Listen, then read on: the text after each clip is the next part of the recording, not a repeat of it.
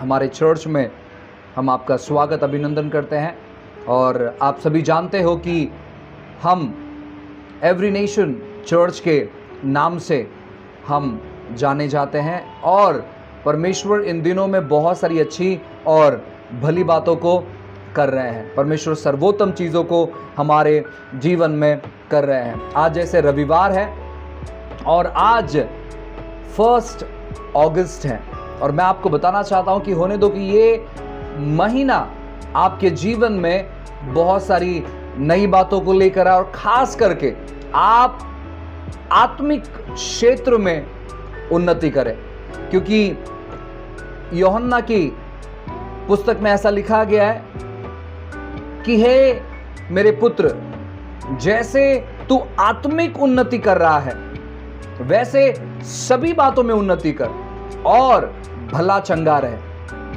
जैसे तू आत्मिक उन्नति कर रहा है वैसे सभी बातों में उन्नति कर और भला चंगा रहे। इसका मतलब है कि अगर आप सभी बातों में उन्नति करना चाहते हो और भला चंगा रहना चाहते हो तो आत्मिक बातों में उन्नति करना बहुत जरूरी है। अगर आप आत्मिक बातों में उन्नति नहीं करते, इसका मतलब है कि आप सभी बातों में उन्नति नहीं कर पाओगे। और उसी चीजों को ध्यान में रखकर हमने तय किया है कि हम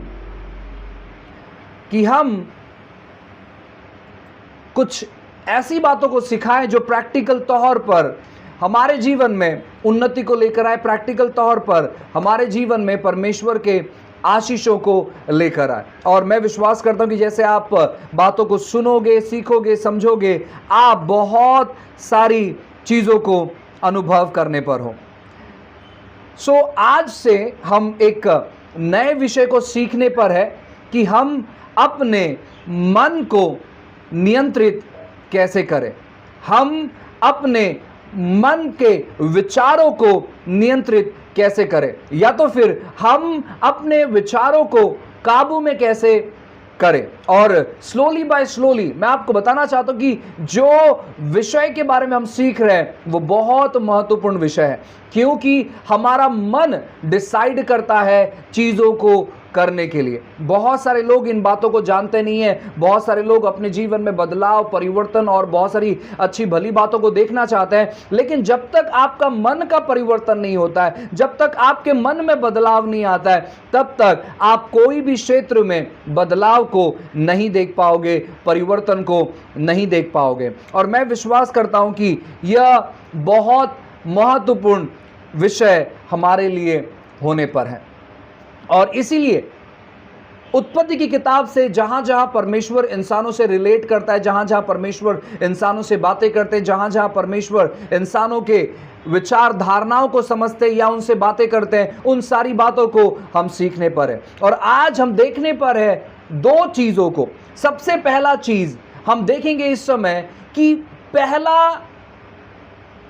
वार्तालाप या बातचीत परमेश्वर और इंसान के साथ किस प्रकार हुआ था, या परमेश्वर इंसान से किस प्रकार बात करते हैं और इंसान किस प्रकार रिप्लाई देता है। पहला डिस्कशन, ये पूरे बाइबल में पहली बार परमेश्वर इंसानों से बात करते हैं और इंसान परमेश्वर को किस प्रकार प्रत्युत्तर देता है या रिप्लाई देता है, उन बातों को सीखेंगे और फिर आगे की बातों को हम देखेंगे। बाइबल कहता है उत्पत्ति की किताब, इसका अध्याय 3, उत्पत्ति की किताब अध्याय 3 और वचन 9 से मैं पढ़ता हूं, आप ध्यान पूर्वक सुने। उत्पत्ति की किताब अध्याय 3 और वचन 9 से आगे लिखा गया है, तब यहोवा परमेश्वर ने पुकार कर आदम से पूछा, तू कहां है? उसने कहा, मैं तेरा शब्द बारी में सुनकर डर गया, क्योंकि मैं नंगा था इसलिए छिप गया। उसने कहा, किसने तुझे बताया कि तू नंगा है? जिस वृक्ष का फल खाने को मैंने तुझे मना किया था, क्या तूने उसका फल खाया है? आदम ने कहा, जिस स्त्री को तूने मेरे संग रहने को दिया है उसने उस वृक्ष का फल मुझे दिया और मैंने खाया। जब आप वचन 9 से लेकर 24 तक पढ़ोगे, यहां पर परमेश्वर आदम से बात करते हैं, यहां पर परमेश्वर आदम की पत्नी जो हव्वा है उससे बात करते हैं, यहां पर परमेश्वर जो सांप है उससे बात करते हैं। और यहां पर आप डिस्कशन देख सकते हैं, वार्तालाप देख सकते हैं कि पहली बार परमेश्वर और इंसानों ने किस प्रकार वार्तालाप किया, या इंसान ने किस प्रकार वार्तालाप किया, परमेश्वर और पहले व्यक्ति ने किस प्रकार डिस्कशन किया। आप में से बहुत सारे लोग होंगे जो शायद मुझे कहते होंगे कि पास्टर, उससे पहले भी परमेश्वर ने इंसान से बात किया है, जब उसने इंसान को बनाया तभी शायद उसने बात किया होगा। या फिर आप कह सकते हो कि जब हव्वा को बनाया गया अध्याय 2 में, तब परमेश्वर ने उससे बात किया, क्योंकि उसने कहा कि देखो अब ये जो है तेरी सहायक है, मददगार है। मैं उन सभी चीजों को मानता हूं, लेकिन अध्याय 3 में ये जो वार्तालाप है ये दोनों के बीच में है। ये दोनों किस प्रकार डिस्कशन कर रहे हैं, ये दोनों किस प्रकार बातें कर रहे हैं। परमेश्वर आदम से कुछ पूछ रहा है और आदम किस प्रकार रिप्लाई दे रहा है, ये पूरे बाइबल में पहली बार लिखा गया है। और मैं आपको बताना चाहता हूं ना, यहां पर हम देख सकते हैं कि सबसे पहला बात जो है, परमेश्वर आदम से क्या पूछते मालूम है? आदम तू कहां पर है? वचन 9 में वापस एक बार आपके लिए पढ़ना चाहता हूं, आप ध्यानपूर्वक सुने। लिखा है, तब यहोवा परमेश्वर ने पुकार कर आदम से पूछा, तू कहां है? पुकार कर, या मैं कह सकता हूं चिल्लाकर, क्रोध के मारे नहीं, लेकिन वो कहीं तो दूर छुपा हुआ था और परमेश्वर उसे पुकार कर पूछ रहे थे कि तू कहां पर है। आज हमारी सबसे बड़ी समस्या या हमारी सबसे बड़ी दुविधा क्या मालूम है? हम नहीं जानते हैं कि हम कहां पर हैं। हमारा जो कंडीशन है, हमारी जो स्थिति है, हमारी जो परिस्थिति है, हम नहीं जानते। और यही सबसे बड़ी दुविधा है। जब लोग नहीं जानते हैं कि वे कौन है, जब लोग नहीं जानते हैं कि वे किस प्रकार परमेश्वर के द्वारा नियुक्त किए गए हैं, वे गड़बड़ा जाते हैं, वे सही निर्णय नहीं ले पाते, वे गलत निर्णयों को लेते हैं और वे बारंबार परमेश्वर से दूर जाने का प्रयास करते हैं, क्योंकि वो अपनी जो आइडेंटिटी है या अपनी जो पहचान है जो परमेश्वर ने दी है वो भूल गए हैं। और उसी की वजह से सारा मसला है, सारा समस्या है, सारी दिक्कती है, सारा उलझन है, सारी परेशानी है, और उसी के वजह से सारा दुख और तकलीफ है, क्योंकि हम नहीं जानते कि हम कौन हैं। और उसी की वजह से हम हर एक बातें अपने जीवन में करते हैं, जो सही है हम वो भी करते हैं और जो गलत है हम वो भी करते हैं, क्योंकि हम नहीं जानते हैं कि हम कौन हैं। और हमें यह जानना बहुत ज़रूरी है। आदम नहीं जानता था वो कौन है, इसलिए उसने क्या किया? उसने अपने आप को देखा कि उसके बदन पर वस्त्र नहीं है। या तो मैं ऐसे कह सकता हूं, क्योंकि बहुत सारे स्कॉलर्स भी ये मानते हैं कि आदम परमेश्वर के महिमा से ढका हुआ था। वो नग्न नहीं था, लेकिन वो परमेश्वर के महिमा से ढका हुआ था। लेकिन जिस क्षण में उन दोनों ने फल खाया, वो महिमा मानो उनको छोड़कर चली गई, या तो फिर उन्होंने गवा दिया। और जब उन्होंने देखा कि वो महिमा चली गई है, और जब उन्होंने देखा कि वो नग्न है, वे दोनों छुपने लगे, वो दोनों छिपने लगे। मुझे मालूम नहीं कि वो किससे छुप रहे थे, लेकिन वो दोनों छुपने लगे, क्योंकि वहां पर कोई और नहीं था। मालूम है हम किससे छुपते हैं? हम लोगों से छुपते हैं। हम जानवरों से छुपते नहीं हैं, हम पेड़ पौधों से छुपते नहीं हैं, हम लोगों से छुपते हैं। और वहां पर कोई व्यक्ति नहीं था उन दोनों के अलावा, लेकिन फिर भी वो अपने आप को देखकर वो छुपने लगे, क्योंकि वो अपनी दृष्टि में ही गिर चुके थे, वो अपने दृष्टि में ही दोषी पाए गए थे, वो अपने दृष्टि में ही पाप को जान गए थे, और इसीलिए वे छुपने लगे। और आज इंसान की स्थिति कुछ वैसी ही है। वे अपने बारे में नहीं जानने के वजह से वे हर जो परमेश्वर की जो बातें हैं, प्रभु की जो बातें हैं, उससे वे छिप जाते हैं, उससे वे दूर जाते हैं, उससे वे नापसंद करते हैं, उससे वे धिक्कारते हैं, उससे वे पसंद नहीं करते, उसे वे अपने जीवन में लागू नहीं करते, क्योंकि वे भूल गए हैं कि वे कौन है।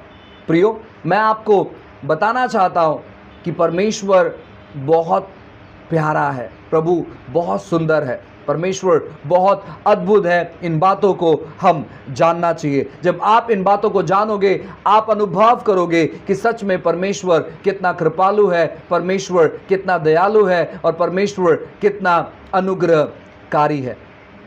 आइए और एक वचन को हम पढ़ते हैं। लिखा गया है भजन संहिता अध्याय 8, भजन संहिता अध्याय 8 और वचन 3 से आगे मैं पढ़ता हूं, आप ध्यानपूर्वक सुने। बाइबल कहता है, जब मैं आकाश को जो तेरे हाथों का कार्य है और चंद्रमा और तारागण को जो तूने नियुक्त किया है देखता हूं, तो फिर मनुष्य क्या है कि तू उसका स्मरण रखे और आदमी क्या है कि तू उसकी सुधि ले। क्योंकि तूने उसको परमेश्वर से थोड़ा ही कम बनाया है और महिमा और प्रताप का मुकुट उसके सर पर रखा है। तूने उसे अपने हाथों के कार्यों पर प्रभुता दी है, तूने उसके पांव तले सब कुछ कर दिया है। बाइबल कहता है, यहां पर लिखा गया है कि जब मैं आकाश और तेरे हाथों के कार्यों को जब मैं देखता हूं, तो परमेश्वर इतने अद्भुत अद्भुत चीजें तूने बनाए हैं, लेकिन तू मनुष्य पर अपनी आंखें दिए हुए रहता है। बाइबल कहता है 4 नंबर का वचन बहुत खूबसूरत लिखा, तो फिर मनुष्य क्या है कि तू उसको स्मरण रखे और आदमी क्या है कि तू उसकी सुधि ले। तो इतने अद्भुत अद्भुत चीजों को बनाता है और परमेश्वर, हम मनुष्य कौन है? लेकिन मैं आपको बताना चाहता हूं, परमेश्वर ने इतने सारे अद्भुत और महान चीजों को बनाया, लेकिन वो सबसे ज्यादा जो प्यार करता है वो है मनुष्य से। उसने कोई भी बातें अपने प्रतिमा से नहीं बनाया, कोई भी बातें अपने जैसे नहीं बनाया, सिवाय मनुष्य के। अपने पहचान को आपको पहचानना है, यह सबसे महत्वपूर्ण बात है अभी के समय का, जो कि बहुत सारे लोग नहीं जानते, और वह यह है कि वो अपने पहचान को भुला बैठे हैं। वे अपने पहचान को भूल गए हैं और उसी के वजह से सबसे बड़ी समस्या है, सबसे बड़ी दिक्कत ही है। आपको अपने पहचान को जानना है। आपका आत्मा भले वो सारी बातों को जानता होगा, लेकिन अगर आपका मन उन बातों को नहीं जानता है ना प्रियो, तो मैं आपको बताना चाहता हूं, आप अपने जीवन में आगे नहीं बढ़ सकते, क्योंकि आपका मन का साथ देना बहुत जरूरी है आपके जीवन में उन्नति को अनुभव अगर आप करना चाहते हो। अगर आपका मन आपका साथ नहीं देता है, तो मैं आपको बताना चाहता हूं ना, आप आगे नहीं बढ़ सकते। बहुत सारे लोगों का मन जो है ना, वो साथ नहीं देता है, इसलिए वो क्या करते हैं, वो कॉम्प्रोमाइज कर लेते हैं, वो समझौता कर लेते हैं। वो कहते हैं कोई प्रॉब्लम नहीं है, कोई समस्या नहीं है, ये चल जाता है। जब आपका मन आपका साथ नहीं देता है, आप क्या करते मालूम है, आप कहते हैं कोई प्रॉब्लम नहीं है अगर हम प्रार्थना नहीं किए तो, क्योंकि आपका मन कि अगर आप अपने जीवन में आगे बढ़ना चाहते हैं, तो आपको एक बात समझना बहुत जरूरी है, और वो बात क्या है मालूम है, अपने मन को अपने नियंत्रण में रखना। और आप अपने मन को नियंत्रण में कैसे रख सकते मालूम है, जब आप यह जानोगे कि आपको किस प्रकार बनाया गया है, आपका विचार धारणा, यानी आपके बारे में परमेश्वर किस प्रकार का विचार धारणा रखते हैं, प्रभु आपको किस प्रकार देखते हैं, ये बहुत जरूरी है। आपको इन बातों को समझना और इन बातों को अनुभव करना और इन बातों को अपने जीवन में लागू करना। ये बात अलग है कि परमेश्वर आपको किस प्रकार देखते हैं, और ये बात अलग है कि आप अपने आप को किस प्रकार देखते हो। आपको मालूम है परमेश्वर आपसे प्यार करते हैं, आपको मालूम है कि परमेश्वर आपके जीवन में भलाई करते हैं, आपको मालूम है कि परमेश्वर चंगा करते हैं, आपको मालूम है कि परमेश्वर कर्जे से बाहर लेकर आते हैं, आपको मालूम है कि परमेश्वर हमारे परिवार को आशीषित करते हैं। आपको ढेर सारी चीजें मालूम होगी, लेकिन क्या आप उन चीजों को अपने जीवन में इस्तेमाल करते हो? अभी आप कहोगे कि हम इस्तेमाल कैसे करें। मैं आपको बताना चाहता हूं, ये सारी बातें आपके आत्मा के जरिए, जो आपकी आत्मा में बसा हुआ है, वो आपके मनों तक आपको लेकर आना है और उन चीजों के बारे में सोचते रहना है, उन चीजों के बारे में विचार करना है, क्योंकि आपका मन मुख्य भूमिका निभाता है आपके जीवन को अच्छे तौर पर मार्गदर्शन करने के लिए। क्योंकि विचारधारणा मन से आती है, सोच मन से आता है, आप निर्णय भी मन से ही लेते हो। प्रार्थना करना है नहीं करना है, ये आपका मन डिसाइड करता है। आपका आत्मा आपके मन को प्रेरणा देता है प्रार्थना करने के लिए, लेकिन आपका माइंड डिसाइड करता है कि क्या करना चाहिए। इसलिए रोमियो की किताब 12वें अध्याय में लिखा है कि तुम्हारे मन के नए हो जाने से, आइए उसको भी हम पढ़ते हैं। रोमियो की किताब अध्याय 12, रोमियो की किताब अध्याय 12,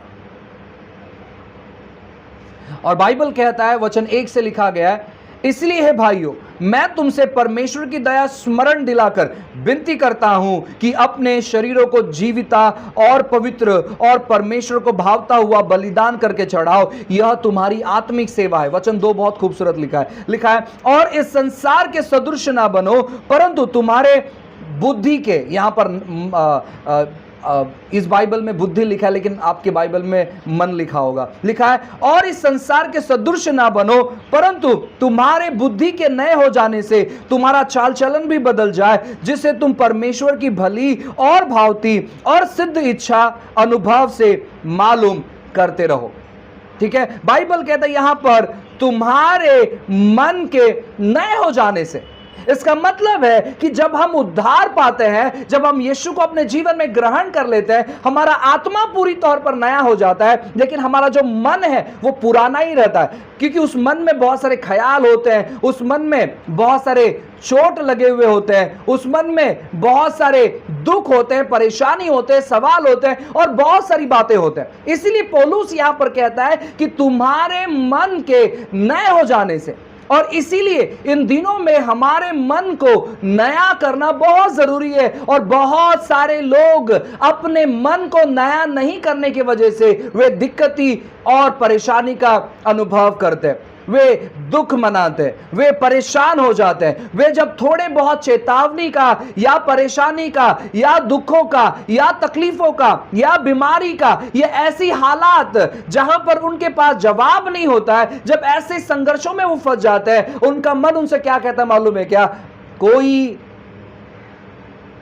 मसला नहीं निकलने पर या कोई सॉल्यूशन नहीं निकलने पर है, कोई सुझाव नहीं निकलने पर है, चाहे तुम कितनी भी प्रार्थना क्यों ना कर लो। और बहुत सारे लोग इन्हीं बातों को सुनकर वे हार जाते हैं।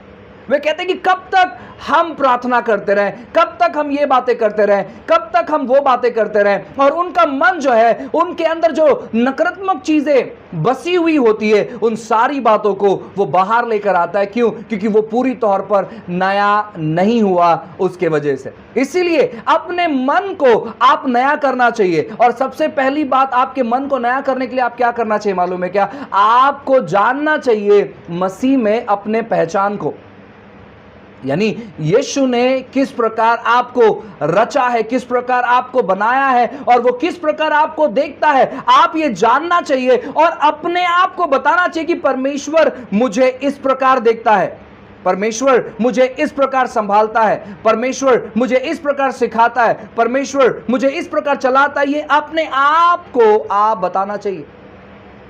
जब तक आप अपने पहचान को नहीं जानोगे, तब तक मैं आपको बताना चाहता हूं ना, आप इस संसार के बातों में रहोगे, इस संसार से जकड़े हुए रहोगे। परमेश्वर आप पर नियंत्रण नहीं ले सकता, या वो आपका मार्गदर्शन नहीं कर सकता या वो आपको चला नहीं सकता। वो आपको मार्गदर्शन करना चाहता है, लेकिन आपका मन डिसाइड करता है कि आप उसके मार्गों पर चलोगे या नहीं चलोगे। काफी बार आप अपने बारे में सोचकर देखिए प्रियो, हमारे पास 24 घंटे होते हैं और इन 24 घंटों में हम अपने मन को किस प्रकार प्रशिक्षित करते हैं परमेश्वर की बातों को सोचने के लिए, और किस प्रकार प्रशिक्षित करते हैं अपनी परेशानी, अपनी दिक्कती, अपना उलझन, आज की समस्या, भविष्य की समस्या, आज की बातें, भविष्य की बातें, उन सारी चीजों को सोचने के लिए। आपका मन क्या परमेश्वर के बारे में ज्यादा सोचता है या आपका मन संसार की बातों के बारे में ज्यादा सोचता है, ये आपको सोचना है। और अगर आपका मन संसार की बातों के बारे में ज्यादा सोचता है, इसका मतलब है कि आपका मन का नवीनीकरण नहीं हुआ है या आपका मन नया नहीं हुआ है। और उसी के वजह से रोमियो 12वें अध्याय के अनुसार लिखा गया है, और इस संसार के सदृश ना बनो, यानी इस संसार के जैसा ना बनो, या तो इस संसार के लोगों के जैसे ना बनो, या तो फिर इस संसार के लोग जैसे, उनके जैसे बर्ताव नहीं करो। क्योंकि वचन 1 में ऐसे लिखा है, इसलिए हे भाइयों मैं तुम्हें परमेश्वर की दया स्मरण दिलाकर विनती करता हूं कि अपने शरीरों को जीवता और पवित्र और परमेश्वर को भावता हुआ बलिदान करके चढ़ाओ, ये तुम्हारी आत्मिक सेवा है। फिर वचन 2 में लिखा है, और इस संसार के सदृश ना बनो, परंतु तुम्हारे बुद्धि के नए हो जाने से तुम्हारा चाल चलन भी बदल जाए, जिससे तुम परमेश्वर की भली और भावती और सिद्ध इच्छा अनुभव से मालूम करते रहो। तुम्हारा हर एक चीज बदल जाएगा। अगर तुम्हारा मन बदल जाएगा तो वचन कहते हैं कि तुम्हारा चाल चलन बदल जाएगा। अगर तुम्हारा मन बदल जाएगा तो तुम्हारा स्वभाव बदल जाएगा। अगर तुम्हारा मन बदल जाएगा तो तुम्हारा बात करने का तरीका बदल जाएगा। अगर तुम्हारा मन बदल जाएगा तो तुम्हारा हर एक चीज, आप जो निर्णय लेते हो वो सारे चीजों में आप बदलाव देखोगे। इसका मतलब है कि अगर हमारा मन नहीं बदलता तो हम पहले जैसे थे संसार में, वैसे ही मसीह में आने के बाद भी रहेंगे। आज बहुत सारे लोग मसीह में आने के बावजूद वे वही चीजों से जुड़े हुए हैं जो मसीह में आने से पहले जुड़े हुए थे। आज बहुत सारे लोग नशे से जुड़े हुए हैं, बहुत सारे लोग जो संसारिक भाषा है उससे जुड़े हुए हैं। आज बहुत सारे लोग हर एक वो बातों में जुड़े हुए हैं जो संसारिक लोग करते हैं। क्यों? क्योंकि उनका मन नया नहीं हुआ है। अगर हम उन बातों से जुड़े हुए हैं तो ये हमारा समय है जहां पर हम अपने मन को नया करें। और मन को नया करने का सबसे प्रथम चरण या सबसे पहली सीढ़ी जो है वो है आपको अपने बारे में जानना है, अपने पहचान को जानना है जो परमेश्वर ने ठहराया है। आपका माइंड, आपका मन, आपका सोच, आपका विचार, आपकी कल्पना आपके बारे में क्या कहती है जरूरी नहीं है, लेकिन परमेश्वर आपके बारे में क्या कहता है ये बहुत ज़रूरी है। ये बहुत ज़रूरी है। और जब आप ये जानोगे कि परमेश्वर आपके बारे में क्या कहता है, मैं आपको बताना चाहता हूँ, हालांकि आप बहुत बड़े संघर्षों में होंगे, परेशानी में होंगे, बीमारी में होंगे, तकलीफ़ में होंगे, दिक्कती में होंगे, उलझन में होंगे, कर्जे में होंगे और बहुत सारी बेकार बातों में होंगे, लेकिन उसके बीच में आप आनंद मनाओगे क्योंकि परमेश्वर आपके बारे में अच्छा सोच रहा है, क्योंकि प्रभु ने आपके बारे में अच्छा कहा है। लेकिन जब आपका मन नया नहीं होता है, जब आप ये अपनी पहचान को नहीं जानते हो, जिस प्रकार आदम ने नहीं जाना था, तो आप क्या करोगे मालूम है क्या? आप परमेश्वर की बातों से छुपे रहोगे और अपने आप को आप चीजों से दूर लेकर जाओगे। सबसे मजाक की बात क्या मालूम है? आदम अपने आप को छुपा रहा था, वो अपने शरीर को ढाक नहीं रहा था, लेकिन वो अपने आप को छुपा रहा था। कोई पेड़ हमारी नग्नता को नहीं ढाक सकता है। वो अपने आप को ढाक नहीं रहा था, लेकिन वो अपने आप को छुपा रहा था। वो छुपने के बाद भी नग्न था। लोग इसी प्रकार अपना जीवन जीते हैं। मसीह में आने के बाद वो उनको लगता है कि अगर हम ज़्यादा स्पिरिचुअल हो जाए, ज़्यादा आत्मिक हो जाए, तो हम संसार में जी नहीं सकते। मैं आपको बताना चाहता हूँ, ज़्यादा आत्मिक और कम आत्मिक ऐसी कोई बात ही नहीं है मसीह में। मैं आपको बताना चाहता हूँ, आपका रिश्ता बहुत मजबूत है। और यह चीज आपको जानना है। आपको पेड़ पौधे के पीछे छिपने की जरूरत नहीं है, क्योंकि पेड़ पौधा जो है वो आपकी परेशानी को दूर नहीं कर सकता। पेड़ पौधा खाली दरार लेकर आ सकता है। पेड़ पौधा केवल आपके बीच में एक दीवार बनकर खड़ा रह सकता है, लेकिन वो आपके समस्या को, आपके पापों को, आपकी परेशानियों को वो आपसे दूर नहीं लेकर जा सकता। आदम को लगा कि अगर मैं पेड़ के पीछे छुप जाऊं तो शायद मेरी नग्नता जो है वो ढक जाए, लेकिन ऐसा बिल्कुल भी नहीं था। और मैं आपको यह भी कहना चाहता हूं कि परमेश्वर के नजरों से कौन बच सकता है। उसने आपको वैसे सारी बेकार परिस्थितियों से उसने ढूंढ कर निकाला है। अब यह समय कि उसे दूर जाने का नहीं है, लेकिन यह समझने का समय कि कैसे उसने हमें उतनी बेकार परिस्थिति से बाहर निकाला है। यह आपको जानना है, आप हो कौन। जब आप ये चीजों को जानोगे, मैं आपको बताना चाहता हूं ना, आप सर्वोत्तम चीजों को अनुभव करोगे। आज बहुत सारे मसीह लोग हैं जो इस प्रकार भी सोचते हैं कि कैसे मैं परिवर्तन लेकर आऊं, कैसे मैं बदलाव लेकर आऊं, मेरा प्रार्थना जीवन बहुत मजबूत होना चाहिए, मैं वचनों को ठीक तौर पर पढ़ नहीं पा रहा हूं, और मैं परमेश्वर के बारे में लोगों को बता नहीं पा रहा हूं, मैं सेवा नहीं कर पा रहा हूं, मुझे बाइबल बहुत अच्छे से पढ़ना है, मैं वो नहीं कर पा रहा हूं, और मैं कोई भी चीज़ अच्छे से नहीं कर पा रहा हूं। ऐसे बहुत सारी भावनाएं जो है बहुत सारे मसीहों के अंदर। मैं आपसे भी कहना चाहता हूं कि सबसे पहली शुरुआत आपको करनी चाहिए अपनी पहचान को ढूंढने के लिए, कि मसीह ने आपको कौन सी पहचान दी है, आप मसीह में हो कौन। जब आप अपनी पहचान में जागरूक हो जाओगे, मैं आपको बताना चाहता हूं ना, आप हर बात में जयवंत हो जाओगे। अगर आप अपने पहचान में जागरूक हो जाओगे, आप हर चीज में जयवंत हो जाओगे। अब ये जो है मैं मुंबई, महाराष्ट्र या भारत के लोगों से कहना चाहता हूँ, विदेश में भी ये चीज़ रहेगा, लेकिन हमारे यहाँ पर ये चीज़ बहुत ज़्यादा है। अब आप कल्पना कर कर रखें या देखें, जब मैं कहता हूँ कि जब आप अपने पहचान के बारे में जागरूक हो जाओगे तो आप बहुत सारे चीज़ों पे प्रभाव ला सकते हैं। उदाहरण के तौर पर सोचो कि आपने 2 महीने 3 महीने पहले ट्रेन का टिकट बुक करवाए, क्योंकि हमारे यहाँ पर जो ट्रेन है वो ऑलमोस्ट पैक रहते हैं। सो आपने लंबी यात्रा के लिए आपने अपना ट्रेन का टिकट बुक करवाया और आपका ट्रेन का टिकट आपको मिल गया और आपका सीट कंफर्म हो गया है। और वो दिन आया जहां पर अब आपको ट्रैवल करना है ट्रेन में, और आप अपने लगेज वगैरह को लेकर जाते हैं और आप देखते हैं कि आपका बोगी नंबर ये है, आपका डब्बा नंबर ये है और आपका सीट नंबर ये है, और आप डब्बे पर चढ़ते हो। जब आप अपने सीट के पास जाते हो, आप देखते हो कि एक व्यक्ति जो है आराम से वहां पर लेटा है। आप उस व्यक्ति को उठाते हो, आप कहते हो कि भाई आप उठे क्योंकि हमारा सीट है, और वो व्यक्ति कहता है मैं नहीं उठूंगा। सोचो आप क्या करोगे वहां पर। मुझे नहीं लगता है आप कहोगे ठीक है भाई तू सो जा और मैं अपने लगेज को लेकर खड़े रहता हूं। अगर आप मुंबई से हैं, अगर वो नहीं उठ रहा है तो आप उसे नीचे गिरा दोगे, क्योंकि सीट आपका है और आपने काफी समय पहले उसको रिजर्व किया, उसको बुक किया, और आपका वो अधिकार है, आपका वो अधिकार है। अगर आप उसे नीचे नहीं गिराओगे तो आप क्या करोगे? दूसरा ऑप्शन क्या है कि आप टीसी को या पुलिस वाले को वहां पर ढूंढोगे कि यार ये व्यक्ति देखो यहां पर आकर मेरे सीट पर लेटा हुआ है और ये नहीं उठ रहा है। आप अपना पूरा ताकत लगा दोगे उस व्यक्ति को वहां से उठाने के लिए, ताकि आप वहां पर बैठ पाओ, क्योंकि वो आपका अधिकार है।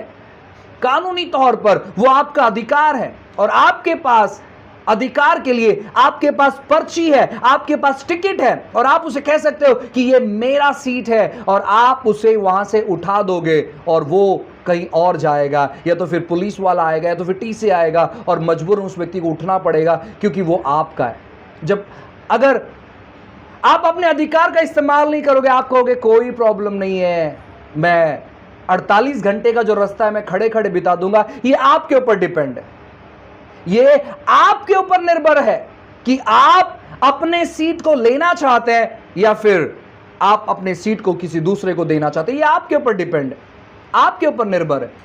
उसी प्रकार जब हम मसीह जीवन में देखते हैं कि परमेश्वर ने जो अधिकार हमें दिया है, अगर आप उसका इस्तेमाल नहीं कर रहे हैं तो शत्रु क्या कर रहा है, उन चीजों को लेकर वो वहां पर आराम कर रहा है।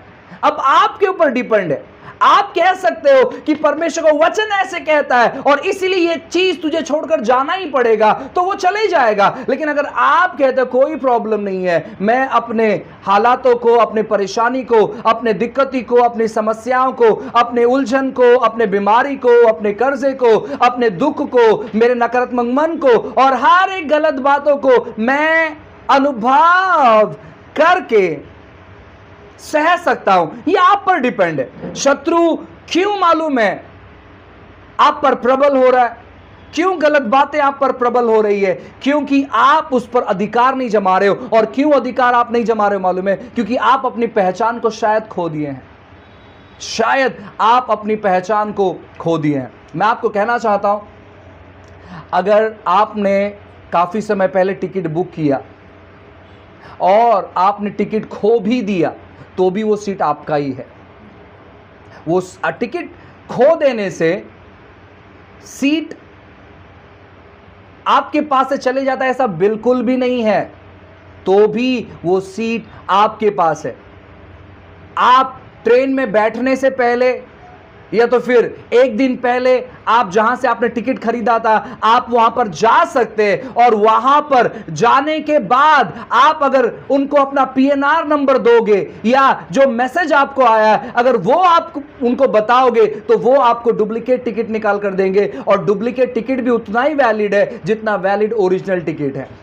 अगर आपको डुप्लीकेट टिकट नहीं भी मिलता है, जिस दिन आप गाड़ी में बैठने पर हो उससे कुछ घंटे पहले अगर आप जाकर टीसी से मिलते हो काउंटर पे या प्लेटफॉर्म पे और आप उनको बताते हो कि सर ये मेरी आइडेंटिटी है, ये मेरा पहचान पत्र है, ये मेरा पैन कार्ड है, ये मेरा आधार कार्ड है और मैंने ये ट्रेन मैंने बुक किया था लेकिन मैं टिकट मैंने मिस कर दिया है, प्लीज आप मुझे मेरा सीट ढूंढ कर दोगे क्या? तो वो आपको बिना पैसे के आपका सीट आपको ढूंढ कर देंगे, क्योंकि आपने कुछ समय पहले रिजर्व किया। उसी प्रकार प्रियो, अगर आज आप कहीं तो संसार में खो गए हैं, संसार की बातों में खो गए हैं, आपको लगता है कि प्रभु आपसे प्यार करता है या नहीं वगैरह वगैरह, अगर ऐसी सारी विचार धारणाएं आपके मनों में है, आपकी कल्पनाओं में है, तो मैं आपको बताना चाहता हूं कि जब आपने यीशु मसीह को अपने जीवन का उद्धारकर्ता के रूप में स्वीकार कर दिया, अपने जीवन में धारण कर लिया, यीशु को आपने अंगीकार कर कर अपना परमेश्वर घोषित कर दिया, उसी दिन से आपका जो टिकट है वो रिजर्व हो गया है। और शायद वो मिस हो गया होगा कहीं, लेकिन परमेश्वर आपको याद दिलाना चाहता है वापस एक बार कि आप वापस उन चीज़ों को ढूंढे, अपनी पहचान को ढूंढे, ताकि परमेश्वर की बातों को आप अपने जीवन में अनुभव कर पाएं। इन दिनों में बहुत सारी परेशानी है, दिक्कत है, समस्या है, मैं उन चीज़ों को नहीं नकार रहा हूँ, लेकिन साथ ही साथ इन समस्याओं के मध्य में परमेश्वर आपका इस्तेमाल करना चाहता है एक बेहतर जीवन जीने के लिए, एक बेहतर उदाहरण बनने के लिए और कई लोगों के जीवन में उद्धार को लेकर आने के लिए। अपने पहचान में आप जागरूक होइए। मैं विश्वास करता हूँ कि ये संदेश आपको ब्लेस किया होगा, आशीषित किया होगा। इसीलिए अपने मन को नया करें और अपनी पहचान जो प्रभु ने बनाई है उसमें जागरूक हो जाइए। आइए हम प्रार्थना करते हैं। पिताजी, फिर एक बार यीशु के नाम से हम आपके पास आते हैं और प्रभु जी हम धन्यवाद देते हैं कि आप 24 घंटे प्रभु जी हमारे साथ बने रहते हैं। प्रभु आपकी उपस्थिति में हर एक उन लोगों को लेकर आते हैं जो प्रभु हमारे साथ जुड़े हुए हैं या जुड़ने पर है। प्रभु जी हम उनके मन में नई बातों को कहते हैं, उनका मन नया हो जाए प्रभु जी, वो परमेश्वर आपकी पहचान में बढ़े। प्रभु आपने किस प्रकार उनके स्थिति परिस्थिति में बदलाव लाया प्रभु जी, वे जान पाए। प्रभु आपने कौन सी बातें उनके जीवन में रखी प्रभु, वे अनुभव कर पाए। परमेश्वर आपने अनुग्रह किया, धन्यवाद देते हैं। सारी चीज़ों को और सारी बातों को आपके हाथों में समर्पित करते हैं। महान महिमा आपको देते हैं। प्रार्थना यीशु मसीहा के नाम से मांगते हैं, आमेन आमेन। गॉड ब्लेस यू, प्रभु आपको आशीष करे।